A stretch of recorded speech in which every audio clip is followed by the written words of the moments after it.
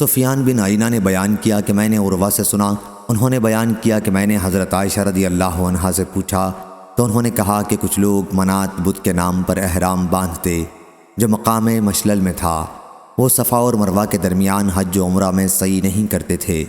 اس پر اللہ تعالیٰ نے آیت نازل کی، بے شک صفا اور مروہ اللہ کی نشانیوں میں سے ہیں، چنانچہ رسول کریم صلی اللہ علیہ وسلم نے ان کے درمیان طواف کیا اور مسلمانوں نے بھی طواف کیا۔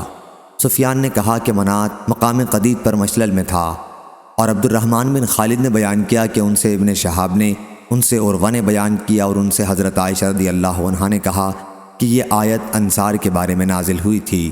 اسلام سے پہلے انصار اور قبیلہ غسان کے لوگ منات کے نام پر احرام باندھتے تھے، پہلی حدیث کی طرح۔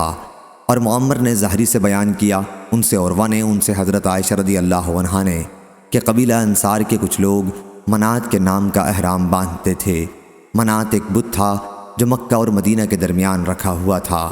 اسلام لانے کے بعد ان لوگوں نے کہا کہ یا رسول اللہ صلی اللہ علیہ وسلم، ہم منات کی تعظیم کے لیے صفا اور مروہ کے درمیان سعی نہیں کیا کرتے تھے۔